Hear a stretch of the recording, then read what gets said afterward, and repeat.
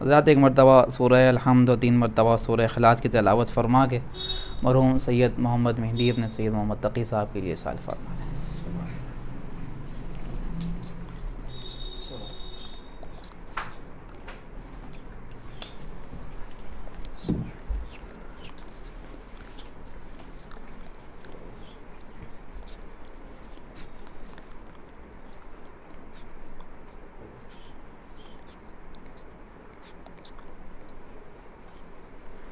فاتحہ۔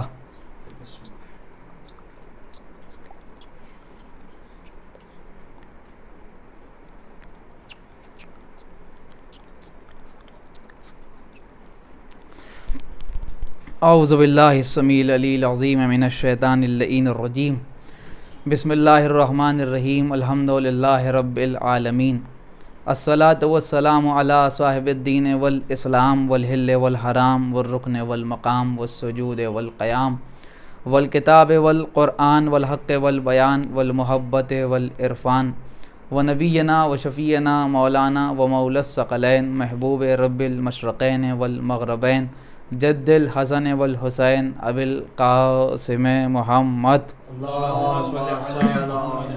وعلی اہل بیتہ الطیبین الطاہرین المعصومین المظلومین المنتخبین المنتجبین الذین اذھب اللہ عنہم الرجس وطہرہم تطہیرا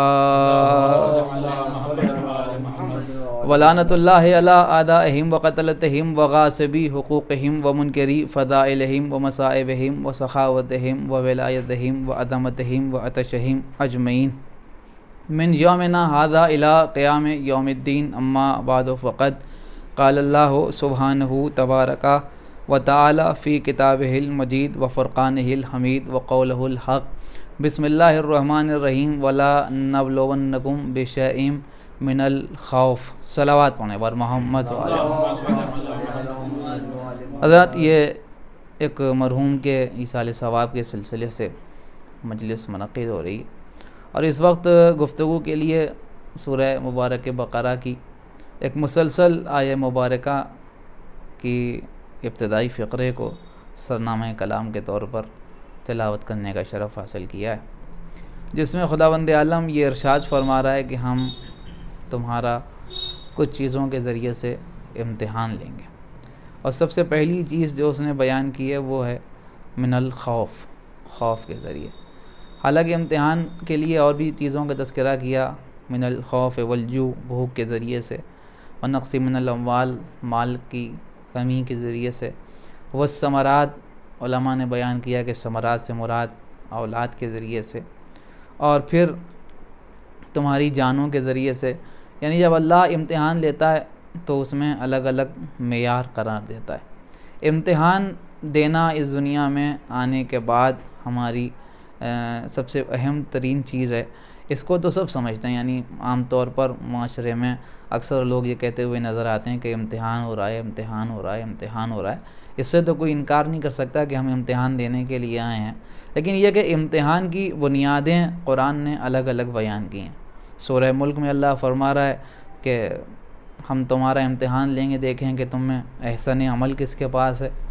سورہ مبارک دہر میں فرما رہا ہے کہ ہم نے امتحان لینے کے لیے، آزمانے کے لیے اسے خلق کیا ہے اور اسے سماعت و بصارت دے کے بھیجا ہے۔ اس کا مطلب یہ کہ کبھی سماعت کے ذریعے امتحان ہوگا اور کبھی بصارت کے ذریعے امتحان ہوگا۔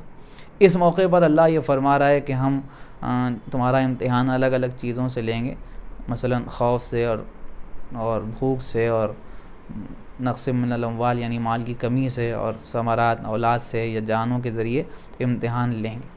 عرض کرنے کا مطلب یہ ہے کہ امتحان اللہ کے درمیان، ہمارے اور اللہ کے درمیان ایک ایسی شے ہے کہ جو اللہ جس کے لیے جو امتحان چاہے وہ منتخب کرے، اور اس پوری کائنات میں ہر آدمی کو، ہر شخص کو کس وقت کس امتحان سے گزرنا پڑے اس کا کسی کو معلوم پتہ نہیں ہے۔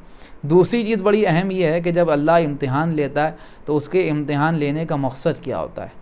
آیا امتحان اسی معیار پر ہوتا ہے کہ جس معیار پر دنیا میں امتحان ہوتا ہے؟ دنیا میں امتحان کا معیار الگ ہے، اللہ کے ہاں میں امتحان کا معیار اور ہے۔ میں آپ کی خدمت میں بلا تمہید عرض کروں تو ایک بات غلط نہیں ہوگی کہ دنیا میں امتحان اس لیے لیا جاتا ہے کہ تاکہ انعام دیا جائے، اور اللہ جب امتحان لیتا ہے تو اس لیے کہ تاکہ صلاحیت کو ظاہر کیا جائے۔ بڑی اہم ترین چیز ہے۔ عام طور پر امتحان شخصی طور پر، انفرادی طور پر بھی ہو سکتا ہے، خاندان کا امتحان ہو، گھر کا امتحان ہو، معاشرے کا امتحان ہو، سماج کا امتحان ہو، ملک کا امتحان ہو، اور اس بات کو اس موقع سے زیادہ نہیں سمجھا جا سکتا، اس لیے کہ آج کل جو حالات ہیں وہ بھی ایک امتحان سے کم نہیں ہے۔ اس وقت ایک معاشرے کا امتحان ہے، ایک سماج کا امتحان ہے، اور اس وقت جس میں آیت کریمہ کے فقرے کو میں نے پڑھا، اور وہ بالکل حسب حال من الخوف، خوف کا امتحان ہے۔ خوف کیا ہے؟ شاید یہ غور کرنے کی بات ہے کہ خوف کا معاملہ یہ ہے کہ جب کسی اہم ترین چیز کے کھو دینے کا خطرہ انسان کے اندر پیدا ہو، اور اس کھو دینے کے خطرے سے جو اضطرابی کیفیت پیدا ہوتی ہے، اسی کو خوف کہتے ہیں۔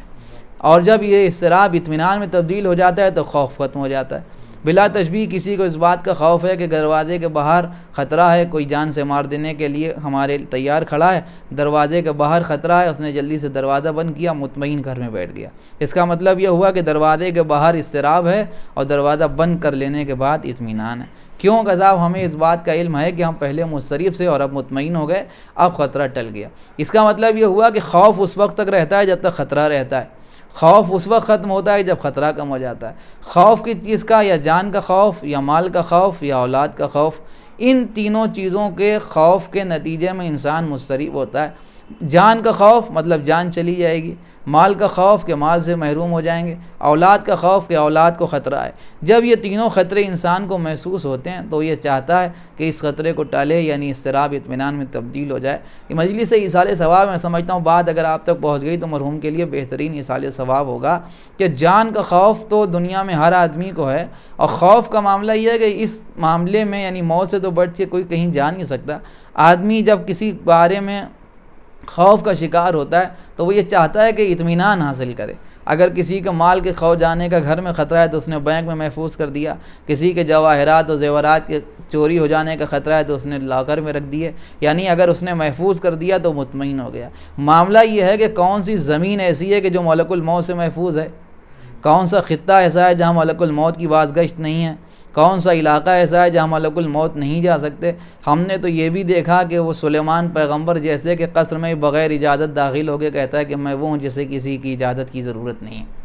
اس کا مطلب یہ ہوا کہ ملک الموت سے حفاظت کے لیے کوئی راستہ نہیں ہے۔ اب اگر کوئی جان کی حفاظت کرنا چاہتا ہے تو کوئی ایسا گھر ڈھونڈے کہ جہاں ملک الموت کا گزرنا ہو۔ اب اگر وہ گھر مل گیا تو جان محفوظ ہو جائے گی، نہ ملے تو میں اشارہ کروں، آپ سمجھ سکتے ہیں مدینے میں ایک ہی گھر ہے کہ جس دروازے پر کھڑا ہو کے کہہ رہا ہے اجازت ہو تو آ جاؤں، مرد عرب ہوں، پیغمبر کی زیارت کرنا چاہتا ہوں، صلوات پڑھنے پر محمد وعلیہ۔ مطلب یہ ہے کہ ملک الموت کا گزر اس روئے زمین پر صرف ایک گھر میں نہیں ہے، وہ جو گھر جناب سیدہ کا گھر ہے، اہل بیت کا گھر ہے۔ اس کا مطلب یہ ہوا کہ یہاں ملک الموت نہیں آتا۔ اب اگر ہم اپنی زندگی کو اس گھر میں محفوظ رکھ دیں تو موت نہیں آئے گی۔ دلیل کیا ہے؟ معاملہ یہ ہے کہ اگر کوئی LIC ایجنٹ سے پالیسی خریدتا ہے تو اس کے ساتھ ایک بانڈ بھی ملتا ہے۔ بانڈ میں کیا ہوتا ہے کہ بانڈ میں یہ ہوتا ہے کہ ادھر سے نتیجے میں عام طور پر شرطیں اور وعدے ہوتے ہیں۔ ہم نے تو اپنی زندگی کو اس گھر میں محفوظ رکھ دیا۔ دلیل کیا ہے؟ دلیل پیغمبر من مات علی حب آل محمد مات شہید، جو مر گیا آل محمد کی محبت تو وہ شہید مرتا ہے۔ اس کا مطلب یہ ہوا کہ ہم نے اپنی زندگی محفوظ یہاں رکھی اور نتیجے میں دلیل شہادت کی شکل میں ادھر سے ملی، تو جان محفوظ ہے۔ جان کے بعد مال محفوظ ہے۔ مال کا معاملہ یہ کہ دنیا میں آپ کہیں مال خرچ کیجئے کم ہو جائے گا، بارگاہ اہل بیت میں خرچ کیجئے اضافے کے ساتھ واپس ملتا ہے۔ اولاد کے مسئلے پر تو میں سمجھتا ہوں گفتگو کرنے کی ضرورت ہی نہیں ہے۔ اولاد کو یہاں سے زیادہ محفوظ کہاں سمجھیں گے؟ اگر قسمت میں نہ ہو تو یہی ملتی ہے، تو جان بھی یہی محفوظ ہے، مال بھی یہی محفوظ ہے، اور اولاد بھی یہی محفوظ ہے۔ لیکن رہی بات اس بات کی کہ یہ امتحان ہوگا کیوں؟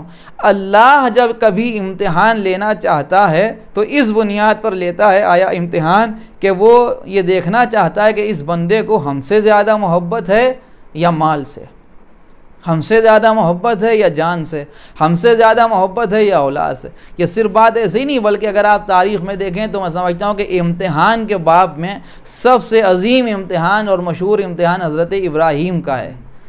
تینوں امتحان ان سے ہوئے، جان کا بھی، مال کا بھی اور اولاد کا بھی۔ پہلا امتحان مال کا، اس کے بعد جان کا، پھر تیسرا اولاد کا۔ مال کا امتحان ظاہر ہے کہ صحرا میں دمبیاں چرا رہے ہیں، ایک مرتبہ ایک نہایت خوبصورت اور خوش لہن نوجوان ظاہر ہوا اور اس نے کہا سبوح قدوس رب الملائکۃ والروح۔ جیسے ہی یہ کہا تو جناب ابراہیم چوکے اور اس کی طرف مخاطب ہوئے اور اسے کہنے لگے بھائی کیا تو نے میرے پروردگار کی تسبیح کی ہے؟ تو اس نے کہا کہ ہاں ہم نے رب العالمین کی تسبیح کی ہے۔ جناب ابراہیم فرمانے لگے بھائی بڑی اچھی آواز ہے، بڑا اچھا لہجہ ہے، ایک مرتبہ اور تسبیح ہمیں سنا دے پھر سے تو۔ یہ تو دمبیاں چل رہی ہیں، یہ آدھی میں تجھے دے دوں گا، یہ میری دمبیاں ہیں، اس میں سے آدھی میں تجھے دے دوں گا نذرانے کے طور پر۔ اس نے پھر ایک مرتبہ کہہ دیا سبوح قدوس رب الملائکۃ والروح۔ جناب ابراہیم نے کہا خوش ہو گئے، کیا اچھی آواز ہے، کیا اچھا لہجہ، بھائی ایک مرتبہ اور سنا دے، یہ جو آدھی دمبیاں ہیں بچی ہیں یہ بھی تجھے کو دے دوں گا۔ پھر اس نے ایک مرتبہ کہہ دیا سبوح قدوس رب الملائکۃ والروح۔ فرمانے لگے بہت عمدہ، تیرا شکریہ، بھائی ایک بار اور سنا دے۔ اب یہ کہ دمبیاں تو میں نے تجھے کو دے دیں، اب میں بچاؤں اور میں اپنی غلامی تجھے لکھوا دوں گا، ایک بار تو اور کہہ دے۔ پھر اس نے کہہ دیا سبوح قدوس رب الملائکۃ والروح۔ خوش ہو گئے، اس کا شکریہ ادا کیا، کہنے لگے بھئی تو نے جو ہے ہماری فرمائش پر یہ کام کیا، اب میں جو ہوں وہ اپنا وعدہ وفا کرتا ہوں، یہ دمبیاں بھی تیری اور ہم بھی تمہارے غلام، جہاں کہو چلنے کو تیار۔ آنے والا نوجوان کہنے لگا اے خلیل خدا، ہمیں نہ آپ کی دمبیاں چاہیے اور نہ آپ کی غلامی، ہم عام انسان نہیں ہیں، ہمیں بشر، ہمیں ملک پیکر بشری میں بھیجے گئے تھے اللہ کی طرف سے کہ آپ کا امتحان لیں۔ اللہ یہ دیکھنا چاہتا تھا کہ آپ مال سے زیادہ محبت کرتے ہیں یا اللہ سے۔ توجہ فرمائیے گا، آپ اللہ سے زیادہ محبت کرتے ہیں یا مال سے؟ آپ نے مال کو عزیز رکھا، آپ نے ذکر خدا کو عزیز رکھا۔ اے خلیل خدا، آپ کو مبارک ہو کہ آپ امتحان میں کامیاب ہو گئے۔ ظاہر ہے کہ امتحان میں اگر ابراہیم کامیاب نہ ہوں گے تو کون کامیاب ہوگا؟ مگر اس واقعے سے اور اس منظر سے دو چیزیں کم از کم ثابت ہوئیں۔ ایک تو یہ کہ جناب ابراہیم خود بیٹھ کے 1000 مرتبہ سبوح قدوس کی تسبیح پڑھ سکتے تھے، مگر صرف اس ایک نوجوان کی زبان سے ایک مرتبہ تسبیح سننے کے لیے انہوں نے اپنی آدھی دمبیاں دیں، پھر آدھی دمبیاں دیں اور پھر اپنی غلامی لکھوانے کو تیار ہو گئے۔ ایک بات تو کم از کم یہ ثابت ہوئی کہ جس سے محبت ہو اس کا ذکر بار بار سننا اچھا لگتا ہے۔ توجہ فرمائیے گا، اس کا ذکر بار بار سننا اچھا لگتا ہے۔ دوسرے یہ کہ اگر کسی سے محبت ہو تو اس کے ذکر کے لیے مال بھی خرچ کر دیا جاتا ہے۔ اگر یہ فلسفہ محبت دنیا کی سمجھ میں آ جاتا تو یقین جانیے کہ عزاداری کے خرچے پر اعتراض نہ ہوتا۔ صلوات پڑھنے پر محمد وعلیہ کہ جناب ابراہیم علیہ السلام ہیں کہ جو مال خرچ کر رہے ہیں اللہ کی راہ میں۔ مال کے امتحان میں جناب ابراہیم جو تھے وہ کامیاب ہو گئے۔ مال کے بعد جان، اور جان کے لیے تو 1000 مرتبہ سنا ہے، نمرود نے آگ روشن کی۔ اطمینان سے حضرت ابراہیم سفر کر کے اس طرف سے اس طرف یعنی آگ کی طرف سفر کر کے گئے اور اپنی جان کو بھی عزیز ہی رکھا۔ نتیجہ یہ ہوا کہ اللہ نے اطمینان کے نتیجے میں ان کے لیے کہا کہ یا نار کونی بردم و سلام علی ابراہیم۔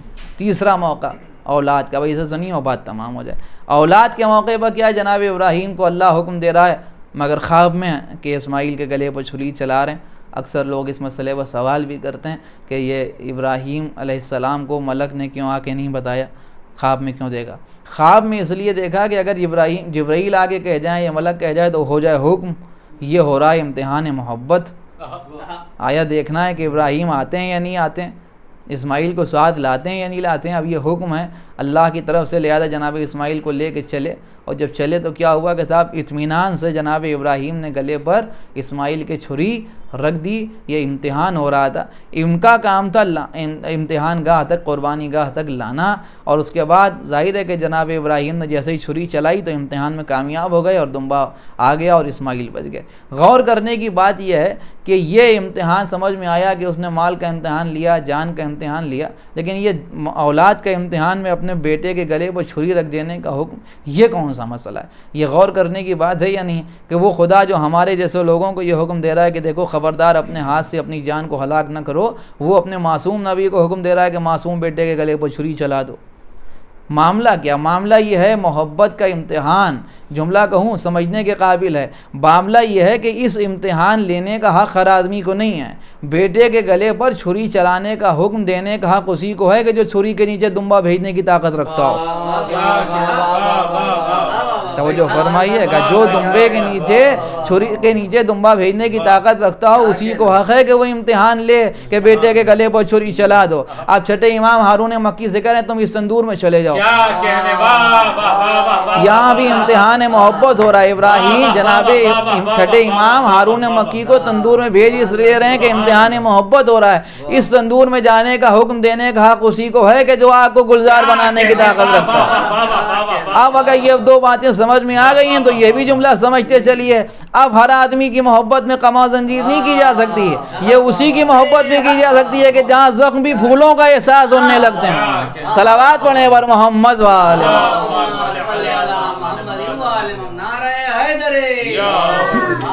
ایک صلوات اور پڑھتے ہیں سب مل کے۔ یہ ہے امتحان۔ بس قبلہ بات تمام ہو رہی۔ تو عرض کرنے کا مطلب یہ ہے کہ یہ ہے امتحان محبت۔ جناب ابراہیم علیہ السلام کا امتحان ہوا اور وہ امتحان میں کامیاب ہو گئے، اور جب وہ کامیاب ہو گئے تو اللہ نے ارشاد فرمایا کہ انی جاعلک للناس اماما، ہم نے آپ کو انسانوں کا امام بنایا۔ میں کسی پر طنز نہیں کر رہا ہوں، لیکن ایک بات ہے، اکثر لوگ یہ تصور کرتے ہیں کہ یہ اللہ نے امتحان جو لیا تھا وہ اس لیے لیا تھا کہ وہ ابراہیم امتحان لیں اور پھر اس کے بعد امامت دیں۔ نعوذ باللہ، کیا خدا کو نہیں معلوم کہ ابراہیم صلاحیت امامت رکھتے ہیں یا نہیں رکھتے ہیں؟ نہیں، یہ جناب ابراہیم کا امتحان اس لیے نہیں ہو رہا ہے کہ پہلے امتحان لے لیا جائے اور بعد میں امامت دی جائے۔ اللہ ظاہر کرنا چاہتا ہے کہ امامت کے لیے ان صلاحیتوں کی ضرورت ہے، کم سے کم کہ امام وہ ہوگا کہ جو نہ جان کو عزیز رکھے، نہ مال کو، نہ اولاد کو۔ اب زمانہ سمجھے کہ جب انسانوں کی امامت کے لیے ایسی صلاحیت چاہیے تو کائنات کی امامت کے لیے کیسی صلاحیت چاہیے ہوگی؟ چہ جائے کہ جب اللہ کسی کو کائنات کا امام بنائے تو امتحان جو ہے وہ صرف و صرف محبت کا ہوتا ہے۔ امتحان محبت، جناب ابراہیم کا امتحان محبت۔ بس ایک آخری بات، قرآن مجید میں نے اول کلام میں عرض کیا، سورہ دہر میں اللہ کہہ رہا ہے کہ انا خلقنا الانسان من نطفۃ امشاج نبتلی، ہم نے اس انسان کو ماں باپ کے ملے جلے نطفے سے پیدا کیا ہے۔ کیوں کہ اس لیے تاکہ اسے آزمائیں، اور فجعلناہ سمیعا بصیرا، اسے سننے اور دیکھنے والا بنایا ہے۔ اس کا مطلب یہ ہوا کہ یہ امتحان جو ہے یہ سماعت و بصارت کا امتحان ہے۔ امتحان کا معاملہ یہ ہے کہ جب امتحان ہوتا ہے تو اس سے پہلے سبق پڑھایا جاتا ہے، اب جب سبق پڑھایا جاتا ہے تو اس کے بعد امتحان ہوتا ہے۔ لیکن معاملہ ہم اس دنیا میں جب امتحان دیکھتے ہیں تو یہ امتحان میں سوال کے جواب لکھوائے جاتے ہیں یا سنے جاتے ہیں، لیکن اللہ کہہ رہا ہے فجعلناہ سمیعا بصیرا، اس کا مطلب یہ ہوا کہ اللہ جو امتحان لے گا اس میں سننے اور دیکھنے کا کام ہے، لکھنے پڑھنے کا کام نہیں، سننے اور دیکھنے کا کام ہے۔ تو اب وہ درس کون سا ہے جس میں سنایا اور دکھایا جا رہا ہے؟ اگر یہ سننے اور دیکھنے کا درس سمجھ میں آ گیا تو امتحان بھی سمجھ میں آ جائے گا۔ میں سمجھتا ہوں صرف اشارہ کافی ہوگا، ایک ہی درس پیغمبر نے پڑھایا جس میں سنایا بھی اور دکھایا بھی ہے۔ 1.25 لاکھ کے مجمع کو پیغمبر نے میدان غدیر میں دونوں ہاتھوں پر مولا علی کو اٹھا کے دکھایا، اور اس کے بعد من کنتو مولا فہذا علی مولا کہہ کے سنایا، اور گویا بتایا جس نے یہ منظر دیکھ لیا وہ بصارت کے امتحان میں کامیاب ہو گیا، جس نے یہ پیغام سن لیا وہ سماعت کے امتحان میں کامیاب ہو گیا۔ اور یہ بات میں نے ایسے ہی نہیں کی، اپنی بات کی دلیل میں آخری میں ایک بات عرض کر کے بات کو تمام کروں کہ حضور سرور کائنات سرکار ختمی مرتبت حضرت محمد مصطفیٰ صلی اللہ علیہ وآلہ وسلم، ایک بلند آواز صلوات پڑھیں بر محمد علی محمد، فرماتے ہیں بس ایک آخری بات جس میں پیغمبر فرماتے ہیں کہ اللہ نے الگ الگ قوموں کا امتحان الگ الگ معیار کے ذریعے سے لیا۔ فرمانے لگے کسی قوم کا امتحان پانی پینے کے ذریعے سے ہوا، کسی امت کا امتحان باب حتہ کے ذریعے سے ہوا، کسی امت کا امتحان ناقے کے ذریعے سے ہوا، اور اللہ پیغمبر نے فرمایا کہ اللہ میری امت کا امتحان بھی لے گا۔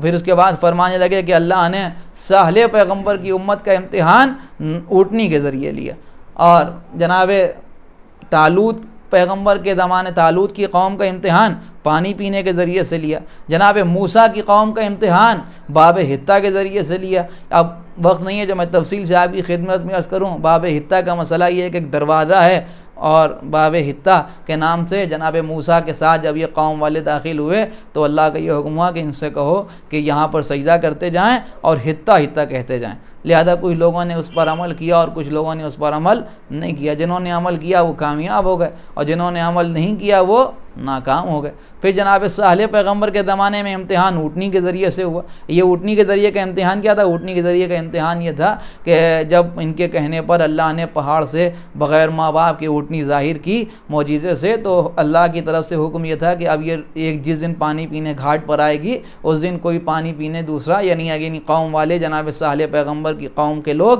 اس دن پانی نہیں پئیں گے جس دن جناب صالح پیغمبر کی اونٹنی پانی پیے گی۔ اور ظاہر ہے کہ جو وہ پانی پیتی تو روایات میں ملتا ہے کہ بہت زیادہ پانی پیتی تھی، یعنی سب کے حصے کا پانی وہ ایک دن چونکہ پیتی تھی، لہذا یہ قوم والوں کو بات اچھی نہیں لگی، انہوں نے اس اونٹنی کو ایک دن پے کر دیا۔ نتیجہ یہ ہوا کہ وہ لوگ ان کے اوپر عذاب نازل ہوا۔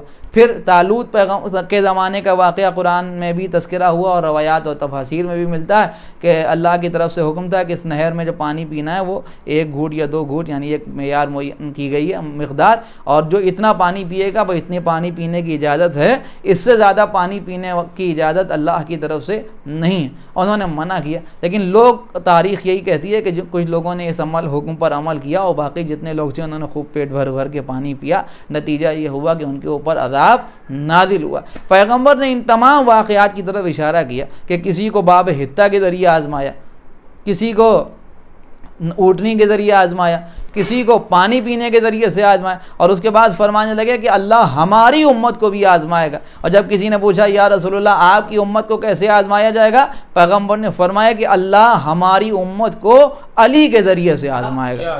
توجہ فرمانے، اللہ ہماری امت کا امتحان علی کے ذریعے سے لے گا۔ اب میں سمجھتا ہوں جملہ غلط تو نہیں ہوگا کہ موسیٰ کی امت کو حتہ حتہ کہنے کا حکم تھا، محمد کی امت کو مولا مولا کہنے کا حکم ہے۔ صلوات پڑھنے پر محمد علیہ محمد۔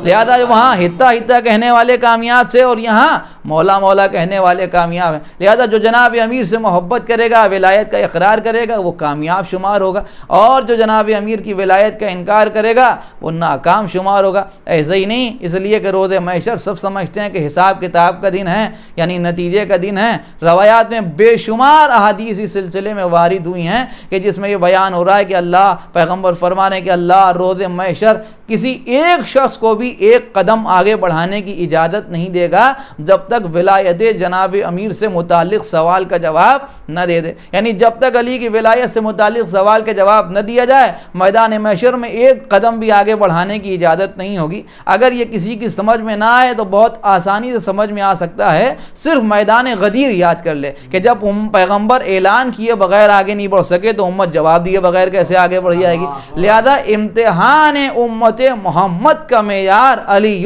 ولی اللہ ہے۔ صلوات پڑھنے پر محمد و آل محمد۔ بس امتحان اللہ اسی بنیاد پر لیتا ہے کہ معیار محبت طے کرے۔ بس عزیزوں بات تمام ہو گئی۔ یہ سال ثواب کی مجلس ہے، میں سمجھتا ہوں کہ یہ بھی محبت کی ایک دلیل ہے کہ ہم اپنے گزر جانے والے کو یاد نہیں کرتے بلکہ اس عظیم گھرانے کا تذکرہ کرتے ہیں کہ جس پر مصیبتوں کے پہاڑ توڑ دیے گئے۔ خدا مرحوم کے درجات کو بلند فرمائے، ان کے پسماندگان کو مزید اصال ثواب کی توفیق عنایت فرمائے۔ بس چند جملے سن لیجیے اور بات تمام ہو جائے۔ تاریخ یہی کہتی ہے، عام طور پر امتحان کے باب میں امتحان کا تذکرہ ہوا تو کربلا میں حسین ابن علی کا امتحان، یقین جانیے کہ ایسا امتحان، تاریخ امتحان کا ایسا امتحان ہے کہ جس کی مثال و نظیر نہیں ملتی۔ جناب ابراہیم کے امتحان کو ضرور یاد کیا جاتا ہے، مگر ہم نے دیکھا کہ جب آگ کی طرف جا رہے ہیں جناب ابراہیم تو یہ کہہ رہے ہیں کہ جس سے خواہش ہے اسے بیان کرنے کی ضرورت نہیں ہے۔ بے شک یہ جناب ابراہیم کے اطمینان کی دلیل ہے، مگر کچھ دیر گفتگو ابراہیم نے جبرائیل امین سے کی، لیکن کربلا میں عالم کیا ہے؟ حسین ابن علی نے سر پر سایہ محسوس کیا۔ اب جب نظر اٹھا کے دیکھا تو کیا دیکھا کہ جبرائیل درمیان میں، فرمانے لگے جبرائیل ہٹ جاؤ، یہ عبد و معبود کے درمیان میں کسی فاصلے کو نہیں چاہتا۔ ہاں دیدوں ادھر جناب اسماعیل کے گلے پر چھری چلا رہے ہیں نہایت صبر و استقامت کے ساتھ، مگر آنکھوں پر پٹی نظر آ رہی ہے۔ کربلا میں حسین علی اکبر کے سینے سے پرچی کی ہنی کھینچ رہے ہیں، علی اصغر کے گلے سے تیر نکال رہے ہیں، لیکن عالم یہ ہے کہ فرمان ربنا تقبل منا۔ ہاں دیدوں بس مجلس تمام ہو گئی۔ امام حسین نے کربلا کے میدان میں ایسے امتحان دیے جس کا کوئی جواب ہی نہیں ہے، اور صرف امام حسینی کا امتحان نہیں بلکہ آپ دیکھیں کہ امام زین العابدین جیسا صابر امام بازار کوفہ و شام میں ہاتھ پسے گردن سے سیدانیوں کے بندھے ہوئے ہیں، امام کے ہاتھوں میں ہتھکڑیاں، پیروں میں بیڑیاں، بازار میں بے مخنا و چادر پھرایا جا رہا ہے، مگر عالم یہ ہے صبر و استقامت کا۔ تاریخ کہتی ہے کہ سر جھکائے ہوئے امام زین العابدین ساتھ ساتھ جا رہے ہیں. شام میں جامع مسجد کے قریب قافلے کو روکا گیا تو ایک شخص مسجد سے ظاہر ہوا نکلا تو اس نے امام کی طرف دیکھ کے کہا دیکھا تم نے کیا سلوک اللہ نے تمہارے ساتھ کیا.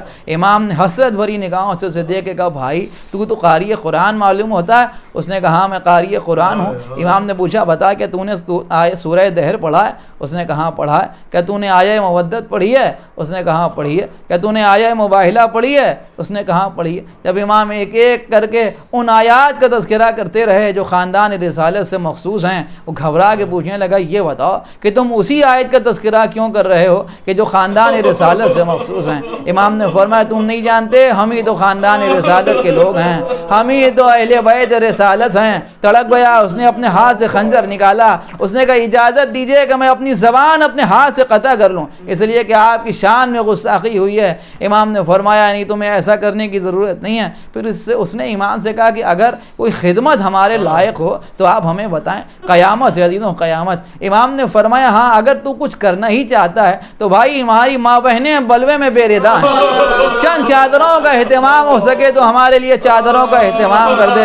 یہ دوڑتا ہوا گھر میں آیا, کچھ چادروں کو جمع کیا. کسی نے پوچھا یہ چادریں لے کے کہاں جا رہا ہے؟ تو کہنے لگا تمہیں نہیں معلوم, تم تو گھروں میں چادریں اوڑھے ہوئے بیٹھی ہو. بازار میں علی و فاطمہ کی بیٹیاں بے مخنا و چادر پھرائی جا رہی ہیں. حاضروں یہ چادر لے کے آ یہی تھا کہ ایک مرتبہ شمر ملون پھر آگے بڑھا, پھر بیویوں سے چادروں کو چھیننے لگا. کربلا کی طرف رخ کر کے زینب نے کہا عباس آگے دیکھو تمہارے بعد بازاروں میں الا لعنۃ اللہ علی القوم الظالمین وسيعلم الذين ظلموا أي منقلب ينقلبون انا للہ و انا الیہ راجعون ربنا تقبل منا انک انت السمیع العلیم. بار اللہ ذکر خیر کو قبول فرما. شیان حیدر کرار جہاں بھی ان کی جان و مال عزت آبرو ناموس کی حفاظت فرما. بار اللہ اس مجلس کے فضائل و مصائب کو ثواب مرحوم کے نام اعمال میں درج فرما.